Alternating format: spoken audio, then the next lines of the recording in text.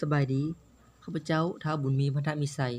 นักศึกษาสาขาครูฟิสิกส์ศาสตร์ปี2มื้อนี้ข้าพเจ้าจะมาเฮ็ดเบื้องหลังการหาข้อมูลเขียนบทรายงานหรือว่าเฮ็ดเป็นสารคดีในวิชาดาราศาสตร์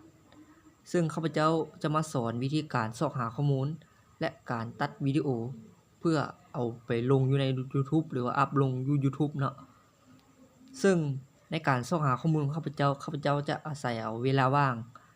เพื่อซอกหาข้อมูลเนาะซึ่งว่าเวลาที่ว่าข้าพเจ้าจะบ่ได้ไปโรงเรียนเนาะหรือว่าชั่วโมงเป็นชั่วโมงที่เป็นชั่วโมงว่างเนาะข้าพเจ้าจะเอาเวลานี้ไปค้นหาข้อมูลเนาะซึ่งในการเฮ็ดคลิปหรือว่าการหาข้อมูลของข้าพเจ้าจะเป็นแนวใดนั้นเฮาไปติดตามกันเลยเนาะในการหาข้อมูลของข้าพเจ้าเนาะข้าพเจ้าจะเข้ามาใน Google หลังจากเข้ามาใน Google แล้วเราต้องการซอกหาข้อมูลใดหรือว่าข้อมูลที่เราต้องการหรือคือข้อมูลของข้าพเจ้าแม่นขบวนการปล่อยพลังงานของดวงอาทิตย์หรือว่าการปล่อยพลังงานของดวงอาทิตย์เนาะเราจะพิมพ์เป็นภาษาไทย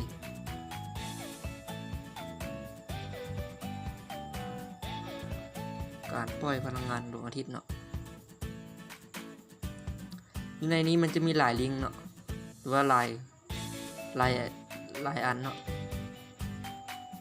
พลังงานดวงอาทิตย์เกิดจากมันจะมีหลายอันเนาะเราจะซอกหาตัวที่ชัดเจนที่สุดหรือว่าตัวที่เขาเจ้าอ้างอิงที่ว่าเป็นข้อมูลที่ว่าเป็นจริง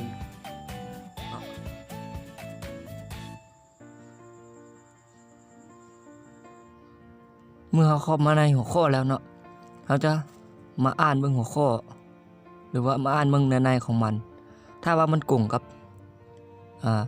หัวข้อที่เราต้องการซอกหาเนาะคือข้าพเจ้าเข้ามานี้มันกงกับหัวข้อที่ข้าพเจ้าซอกหาข้าพเจ้าก็สามารถคัดลอกเอาลิงก์นี้มันไว้ได้เนาะซึ่งข้าพเจ้าจะเข้ามานี่ก็จำค้างไว้เนาะมันจะขึ้นให้ว่าคัดลอกหรือว่าวางหรือว่าเราจะจำเข้ามาที่คัดลอกเนาะหลังจากคัดลอกแล้วเนาะเราจะออกมาวางไว้บนไหนบนหนึ่งหรือว่าซึ่งข้าพเจ้าจะมาวางไว้ที่โน้ตเนาะเมื่อหลังจากคำนวณทำมาเข้าตัวที่บวกอยู่เบื้องขวามือด้านลุ่มเนาะแล้วเราจะจำค้างไว้เนาะมันจะบอกว่าวางหรือว่า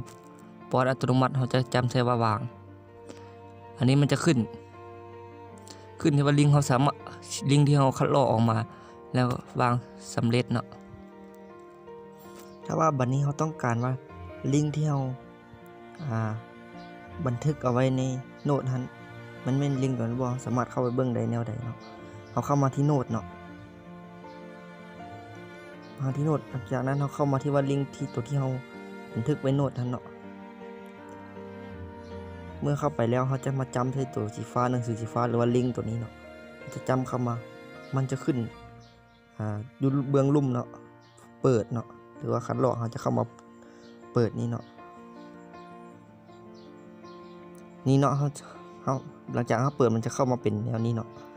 คือว่าตัวที่เราต้องการเนาะเมื่อเข้ามาแล้วเนาะเราจะอ่านเบิ่งแล้วเราจะเขียนไว้เกียร์เนาะมาแปลเป็นลาวเมื่อเราอ่านเห็นว่าพลังงานดวงอาทิตย์เนาะมันเกิดจากการปฏิกิริยานิวเคลียร์ฟิวชั่นเนาะและการรวมตัวของไฮโดรเจน4อะโตมเนาะวันนี้เราจะมาไปซอกหาพลังงานของดวงอาทิตย์ที่มันเกิดจากการปฏิกิริยานิวเคลียร์ฟิวชั่นซึ่งว่าปฏิกิริยานิวเคลียร์ฟิวชั่นนี้มันเกิดจากหยังเนาะเราสามารถเข้าไปค้นอยู่ใน Google ได้เนาะเราเข้ามาค้นอยู่ปฏิกิริยานิวเคลียร์อยู่ใน Google เนาะเราเขียนคำว่าปฏิกิริยานิวเคลียร์ฟิวชั่นเนาะ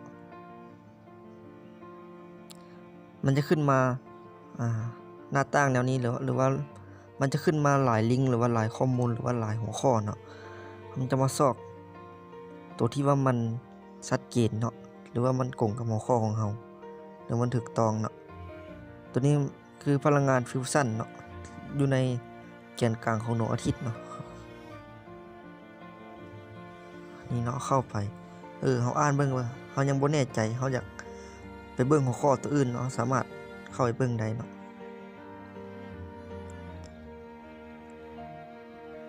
เขาเลือกเบิ่งแต่ละอันเนาะเพราะว่าตัวนี้เข้ามาบ่แม่นเนาะ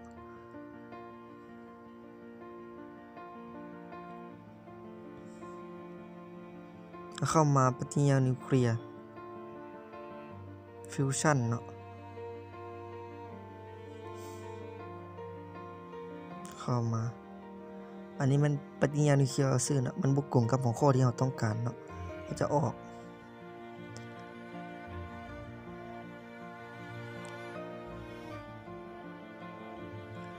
หลังจากนั้นตัวนี้เนาะเอามาเข้าหน้าตั้งตัวทำอิฐเนาะเราจะมาเข้าเบิ่งเมื่อเข้ามาแล้วเขาเห็นเนื้อในมันคล้ายคือกับตัวที่เราเข้าไปตอนแรกเนาะมันกุ่งกันเนาะหรือว่ามันกุ่งกับหัวข้อของเราเนาะเราสามารถคัดลอกเอาลิงก์ตัวนี้ได้โดยเข้ามา3จำตัวที่ทางถึงเบื้องขวามือเนาะเมื่อเราจำเข้าไปแล้วมันจะขึ้นว่าคัดลอกลิงก์เนาะเราจะเข้ามาที่คัดลอกลิงก์เนาะอันนี้มันจะคัดลอกแล้วเนาะหลังจากนั้นเราจะมาวางไว้โน้ตบอลเก่าที่เราโน้ตวางไว้ตอนนั้นเนาะจะมาวางไว้โน้ตเนาะมันจะมาเพิ่มอีกเนาะเพื่อถ้าว่าเราอยากมาไว้น้ำกันก็ได้เนาะถ้าว่าเอาไว้น้ำกันเนาะเราจะมาลงแถวก่อนเนาะลงแถวห่างไว้แล้วเราจะมาจำวางไว้เนาะมาวางอันนี้มันก็เป็นคนละลิงเนาะแล้วเราจะเสร็จสิ้นเนาะมันจะเขียนไว้ใส่ว่าเสร็จสิ้นเนาะเราจะจำใส่ว่าเสร็จสิ้นอันนี้คือเราบันทึกเอาไว้ในโน้ตแล้วเมื่อเราจะรู้ว่าลิงก์ที่เราเอามานี่แม่นตัวที่เราต้องการบ่เราสามารถเข้าไปเบิ่งได้อีกเราจะจำคำว่ากดคืนเบิ่งเนาะนี่เนาะเขาเข้ามาก็ยังเห็นอยู่เนาะหรือว่าเขามีเวลาน้อยเนาะเขาสามารถเอามาแล้วมันฝึกไว้เอามาเบิ่งไว้มื้อหน้าได้เนาะเอามาไว้โน้ตเนาะหลังจากที่เขาซอกหาข้อมูลได้หมดแล้วเนาะเขาอยากต้องการเฮ็ดวิดีโอหรือว่าเฮ็ดเป็นสารคดีเนาะเขาต้องการเฮ็ดเป็นวิดีโอหรือว่าเขาอยากมีวิดีโอของเข้ามาดาวน์โหลดที่อยู่ใน YouTube ได้เนาะเราจะค้นหาวิดีโอที่มันเกี่ยวข้องกับข้อมูลหรือว่าหัวข้อของเราเนาะเราเขียนใส่ว่าสารคดีความรู้หรือว่าสารคดีความรู้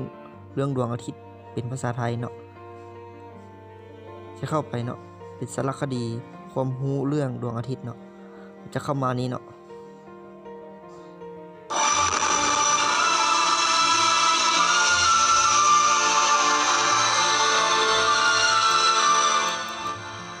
เอาเบิ่งว่าเอาเลื่อนเบิ่งเนาะ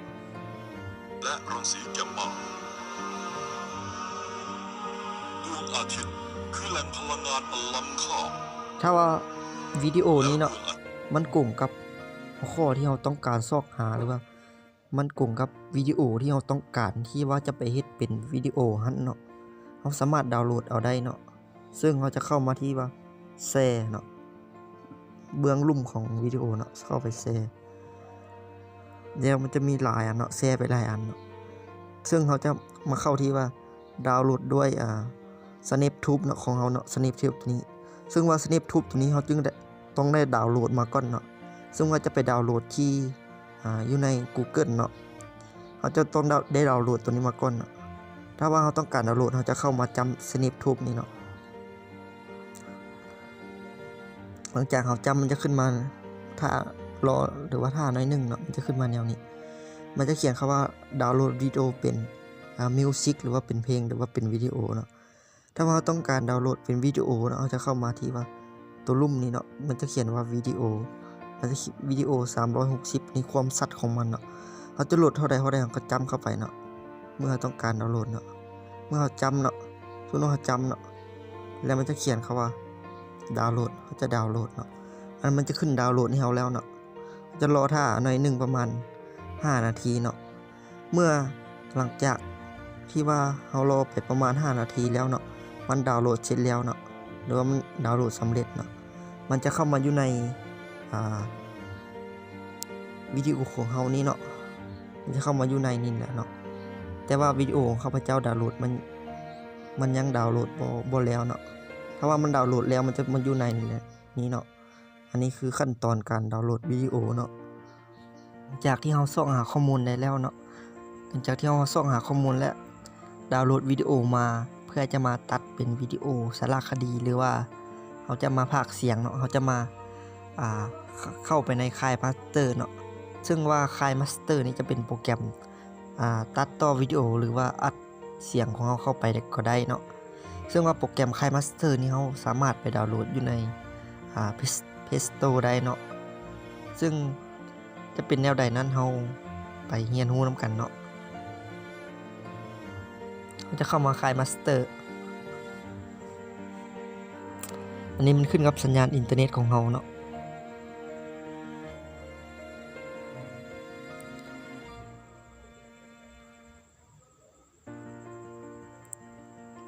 หลังจากเข้าไปในค่ายมาสเตอร์เนาะมันจะเป็นรูปร่างหน้าตาแนวนี้เนาะแล้วมันจะมาเข้ามาจำตัวที่หมายบวกตัวนี้เนาะแล้วมันจะให้เลือกขนาดรูปของวิดีโอของเราเนาะจะเลือกเอาขนาด16กับ9นี่เนาะ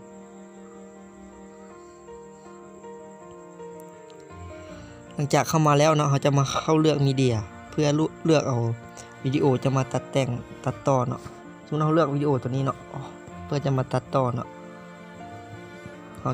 สมมุติเราเลือกเอาวิดีโอเดียวก็กดออกตัวนี้เนาะ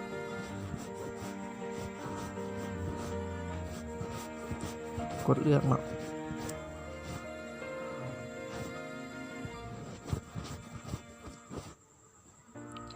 สมมุติว่าเราฟังเบิ่งเนาะเราฟังเบิ่ง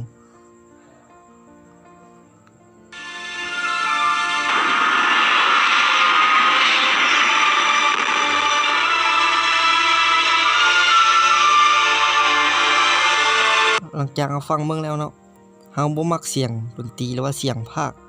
อยู่ในวิดีโอนี้เราสามารถเอาออกมาลบออกได้เนาะเขาจะเข้ามาจดจำเข้าวิดีโอเนาะแล้วเข้ามามิกตัดแล้วแยกเสียงออกมาหลังจากแยกออกมาแล้วเอามาจำเข้าเสียงแล้วลบออกหลังจากนั้นเสียงจะบ่มีอยู่ในวิดีโอแล้วเนาะมันจะเป็นวิดีโอธรรมดาครับจะบ่มีเสียงหยังเนาะบัดนี้ถ้าว่าเอาเสียงออกแล้วเนาะวิดีโอภาคส่วนไหนครับบ่มักเขาก็สามารถตัดออกได้สมมุติว่าเราบ่เอาเนาะวิดีโอภาคส่วนตัวที่มันทำอิฐเนาะเราสามารถจำเข้ามาในรูปแล้วเข้ามามิตัดแล้วตัดไปเบื้องซ้ายเนาะสามารถตัดมันจะออกเนาะสมมุติว่าเราอยากเอาวิดีโอเพียงแต่สมมุติว่าอยากเอาวิดีโอเพียงแต่6นาทีเนาะ6หรือว่า7นาทีเนาะเขาจะเข้ามานี่แล้วเขาจะตัดแล้วจะตัดไปทางเบื้องขวามือแสดงว่าเขาจะได้วิดีโอเพียงแต่7นาทีเนาะอยู่ในนี้เนาะได้วิดีโอเพียงแต่7นาทีสมมุติว่าเนาะเขาอยากแยกท่อนนี้ออกเป็น2ท่อนเนาะท่อนหนึ่งออกเป็น2ท่อนก็ได้เนาะเขาจะเข้ามาจำวิดีโอแล้วเขามามิตัดแล้วเขาใช้จำคำว่าแยกที่หัวอ่านเนาะเนี่ยมันจะแยกให้เราเนาะอันนี้คือเอฟเฟกต์ตัวนี้เนาะจำเข้ามานี่มันจะมีเอฟเฟกต์ให้เราเนาะสมมุติว่าอยากใส่เอฟเฟกต์แนวใดเนาะใส่ได้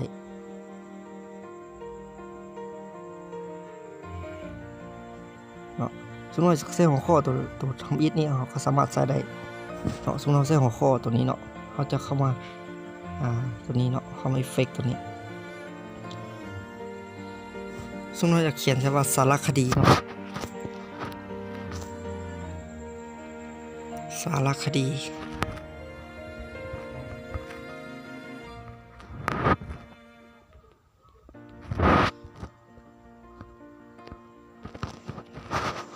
สมมุติเขียนสารคดีใส่เนาะ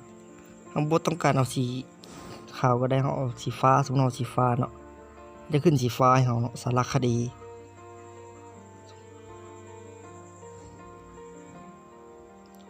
สารคดีเนาะสมมุติเราอยากใส่หัวอ่านตัวนี้เราอยากแยกออกอีกเนาะก็สามารถแยกได้แล้วใส่หัวอ่านตัวนี้เป็นหัวข้อของสารคดีของเราเนาะตัวนี้คือว่าเขาจะใส่ขบวนการปล่อยพลังงานของดวงอาทิตย์เนาะ ขบวนการปล่อยพลังงานของดวงอาทิตย์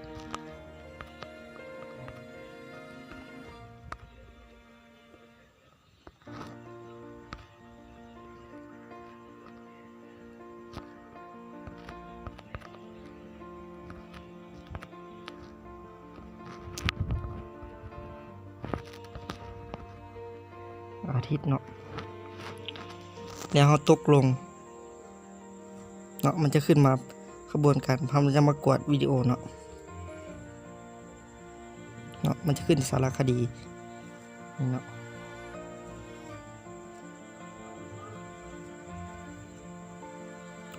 ถ้าว่าเขาต้องการพากย์เสียงใส่เนาะเขาต้องการพากย์เสียงใส่ท่อนใดท่อนหนึ่งสมมติเราต้องการพากย์เสียงใส่ท่อนนี้เนาะเราจะเข้ามาคลิกที่ว่าตัวเสียงนี่เนาะแล้วกดเริ่มมันจะสามารถอัดเสียงของเราได้เนาะ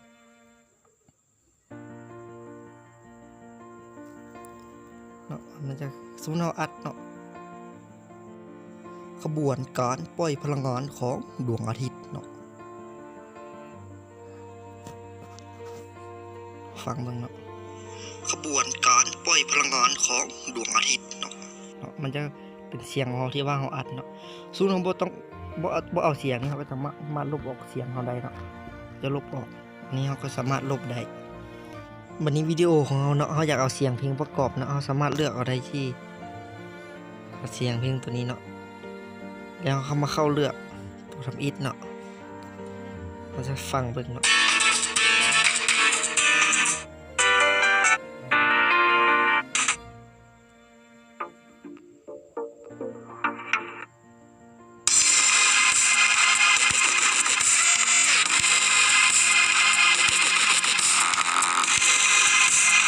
ซึ่งว่าต้องการเอาเสียงเพลงตัวนี้ก็กดเข้าหมายบวกเนาะมันจะขึ้นมาถ้าว่าท่อนตัวสีแดงเขาอยู่ใส่มันจะขึ้นอยู่หันเนาะซึ่งเราอยากง่ายไปก็ได้เขาจำค้างไว้เนาะแล้วง่ายมาอันนี้มันก็สามารถง่ายถ้าว่าเสียงเพลงบสุดเราก็สามารถเพิ่มอีกได้หมายบวกเพิ่มจนสามารถจนสุดเพลงเนาะสามารถจนสุดวิดีโอของเขาเนาะเราจะเพิ่มไปเรื่อยๆแนวนี้เนาะเราจะมาลองฟังเบิ่งเนาะ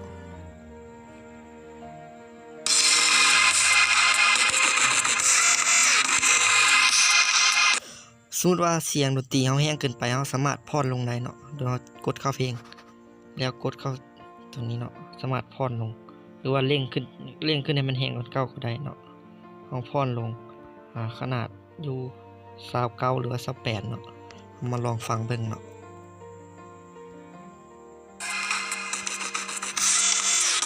วิดีโอของเขาจะมีเสียงมันจะค่อยลงเนาะอันนี้คือวิธีการตัดต่อวิดีโอและการเอาเสียงเพลงประกอบและเขาจะอัดเสียงใส่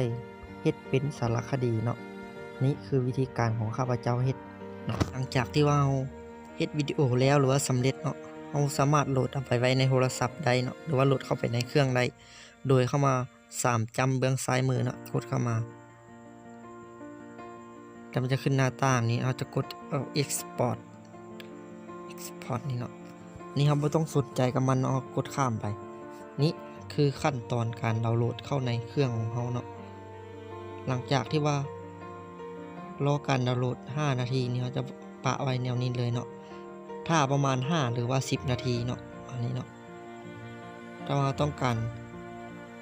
ดาวน์โหลดเราก็ปะไว้ถ้าว่าไม่ต้องการเราก็ยกเลิกหลังจากที่ว่ามันดาวน์โหลดสำเร็จมันจะไปเข้าอยู่ในวิดีโออยู่ในเครื่องของเราเนาะมันจะเข้ามาอยู่ในเครื่องตัวนี้เนาะสมมุติว่าเนาะมันจะเข้ามานี้เนาะถ้าว่าเราดาวน์โหลดสำเร็จเนาะมันจะขึ้นมาอยู่นี้เนาะถ้าว่าเราดาวน์โหลดสำเร็จเนาะอันนี้คือวิธีการตัดต่อวิดีโอของข้าพเจ้าเนาะหลังจากที่เราตัดต่อวิดีโอแล้วเนาะเราจะเอามาลง YouTube เนาะจะเข้ามา YouTube แล้วจะมากดเข้าตัวที่มันเป็นคล้ายๆคือวิดีโอเนาะกดเข้ามามันจะขึ้นหน้าต่างแนวนี้ให้เลือกวิดีโอที่เราจะเอาลงเนาะอันนี้วิดีโอที่เราจะเอาลงอันนี้ชื่อ อันนี้ชื่อหัวข้อที่เราเขียนบทรายงานหรือว่าเฮ็ดสารคดีเนาะขบวนการปล่อยพลังงานเนาะ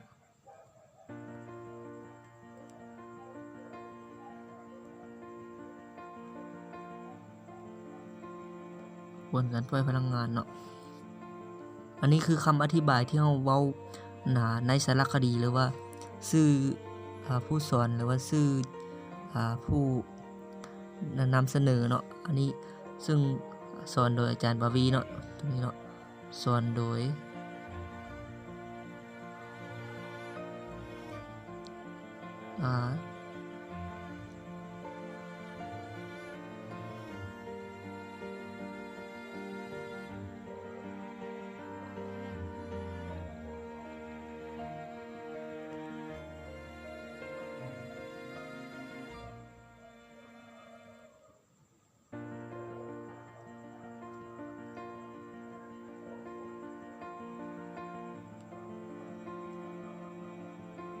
สอนโดยอาจารย์ปวีสุวรรณวงศ์เนาะนำเสนอโดยท้าบุญมีเนาะ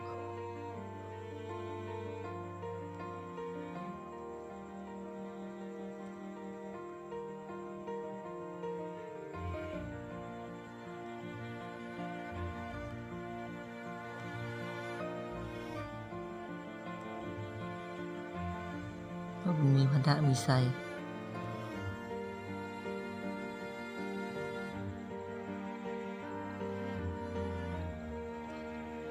แล้วอันนี้จะเป็น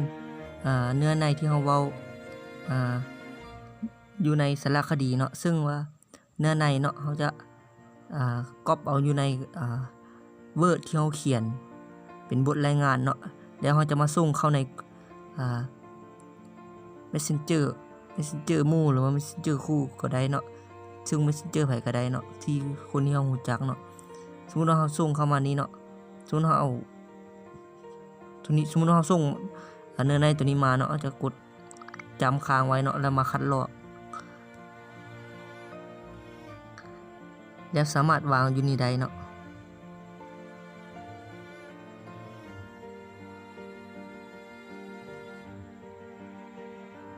อันนี้จะวางเนาะมันจะเป็นการง่ายแก้เฮาเนาะตัวนี้เนาะ